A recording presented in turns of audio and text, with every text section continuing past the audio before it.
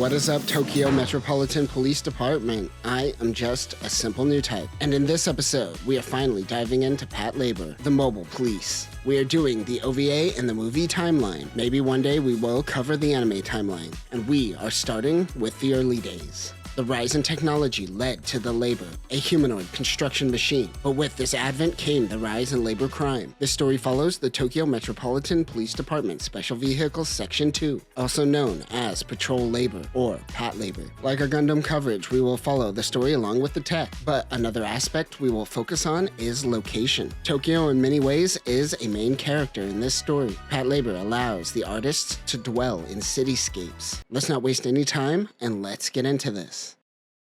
Chief Labor Mechanic Seitaro Sakaki waits patiently outside of Section 2. A lot of modern anime speaks really slow to dumb things down to sell it to a broader audience. If you want a glimpse into how fast the working class Japanese person speaks, this is it. Actually, it could be faster. Yosh. New labors are finally coming. With budget cuts, the second team was kind of left behind, but they feel now is their time to shine. The two new labors they are receiving are Ingrams. Don't let the chief's face fool you. He is just as excited as everyone else. Yosh. Shige is the one talking to the chief. The new team arrives. Kiichi Goto, the captain of Section 2 Division 2, was awarded new labors, and with it comes a few from HQ.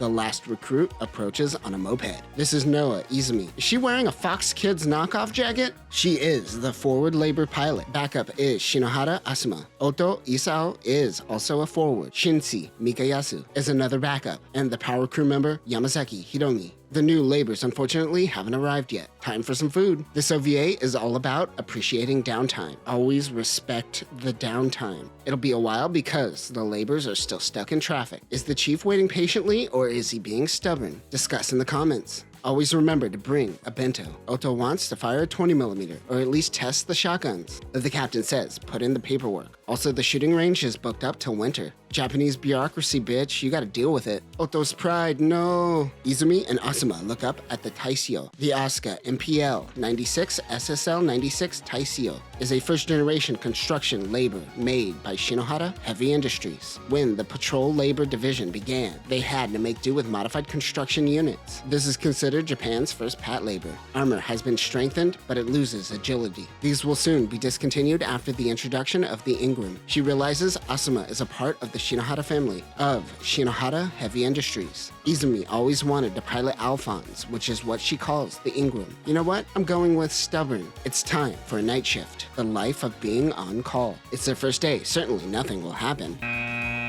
Oh no, something happened. An unidentified labor has been spotted in the 8th district. Each district in Japan has its own representative in the National Diet of Japan. The 8th includes the Suganami Ward. East of Shinjuku is very underrated and worth a visit. Actually, no, don't visit it. Don't ever go to Japan. Ito and Izumi will head out using Labors 1 and 2. Shinohara and Asuma will head out in the command cars ahead of the front. The problem is the labors are still in traffic. It's 1988. Of course I have my Japanese state-mandated AE-86. God, I'm jealous. Izumi and Ito meet up with the transport and launch in the Ingram. The AV-98 Ingram is the third-generation Patlabor manufactured by the Shinohara Heavy Industries, or SHI. What started as nothing more than a repaint on construction labors soon turned into a specialized unit for police operation. This machine is made for grappling and subduing other labors. It has raw strength, but also excels in precision movement. The computer aids the pilot in coordinating the movements of the power motors while maintaining precision control.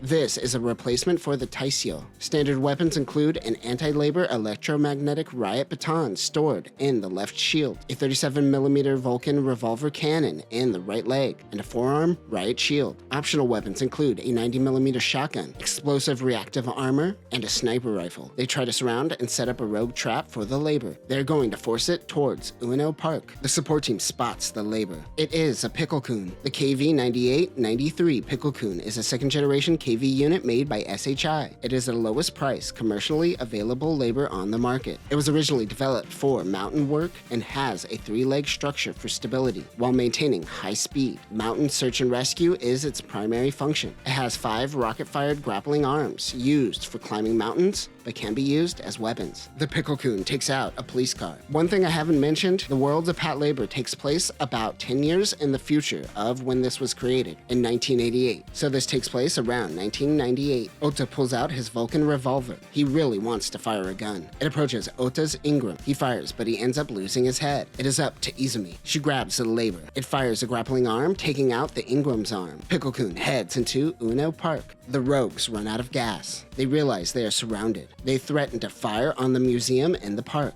Izumi comes in red hot and takes down the labor. We don't see it though. Enjoy this awesome cityscape. Kichigoto is captain of Division 2. Captain of Division 1 is Shinobu Nagumo. She wants him and his new team, for different reasons, obviously. The mechanics get to work fixing the labors. The 2nd Division looks up at the new AV-2. It is an Ingram outfitted with fixed wings. Alright, let's do this. Oh, nope, never mind. It was all just a dream. It will be quite a while till labors can fly. They pick up from the airport Sergeant Kanaka Clancy. She is a part of NYPD, assisting the 2nd to prepare for a visit from the mayor of New York. I'm Chief Officer Clancy at New York City Police.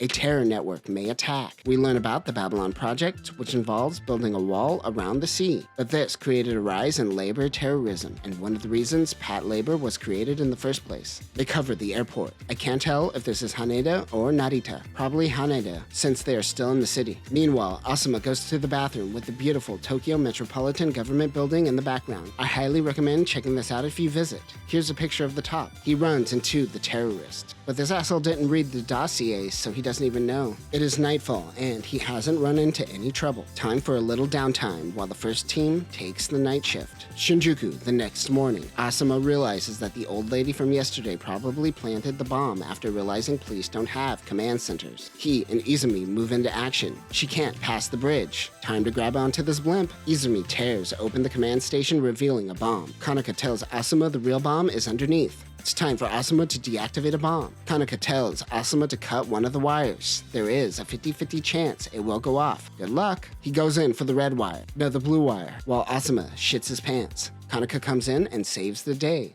You did it. After all that stress, Asuma decides to quit. They are informed that Kanaka is staying with their team. After hearing this, Asuma takes back his resignation. A woman near a pier disappears. Damn it, Coca-Cola, why did you have to be so damn good? Ota is testing out the new riot shotgun created by Shige. Matsui, a detective with the Metropolitan Police, informs Patlabor that they found the woman who described the incident of a giant hand grabbing the car. Shige pilots the Nautilus. The SOV-9800 Nautilus is an underwater craft made by Bukuyama Heavy Industries. It is a high-speed underwater submersible. When descending to the seabed, it attaches to the bottom using 2 wires. This allows it to move freely at high speeds. It has 2 manipulator arms. They are scouting out Tokyo Bay, which also includes Kawasaki and Yokohama. Their sensor picks up something. Then the power goes out. Whatever it is wreaks havoc to the Nautilus. Shige can't explain what it was. Kanaka thinks it is a whale. Time for lunch. They run into a man that they saw at the Metropolitan Police Building. He explains the panspermia theory to the 2nd unit. This is Dr. Hirata. He claims that he has proven the theory. Panspermia theory essentially states that all life and evolution didn't happen on Earth. It was caused by a foreign object. Essentially, an asteroid once crashed on Earth and life evolved from that. He believes something evolved from an asteroid and has been living in Tokyo Bay for millions of years. He thinks their population will overtake humans. Kanaka says, let's blow this thing up. They get a reading on something in the sea, but it disappears on their sensors. Dr. Hirata wants to run an electric current in the water to drive out the monster. Perhaps they should run sound waves in the water. What if they reason with the monster? A small craft approaches. It happens to be Shige with an oxygen destroyer. If you haven't caught on, this is a reference to Godzilla, and this is what they think the monster is. The chief tries to stop Shige. It's just dry ice, bro. He accidentally drops it into the water, and the waves go crashing. It causes the monster to appear. Captain Goto looks into the eyes of the monster, and they instantly understand one another. It returns to the sea, never to be seen by man again. 夢のような出来事であった。 You're telling me? What did we even learn from this? A hostage situation is taking place at a video rental store. Ota gets frustrated and runs in and takes action. Oh, they're dead. The captain reminds them that this isn't Mazinger Z. But what if it was? But what if it was? They are relieved of duty and assigned for training at the labor's den at Fuji. They make it to Fuji to find the captain. He's going to be overseeing their training. How did he get there first? Time for a bath. The girls hear a scream in the men's bath. Kanaka runs over to find Oto is passed out, and the bath is full of a red liquid. Captain Goto licks it. It's just paint. He will solve this while the others get rest. They have training after all. At night, Ota and the gang stumble onto a mysterious monster. Surprise, you weren't expecting this to be a Scooby-Doo episode, but it is.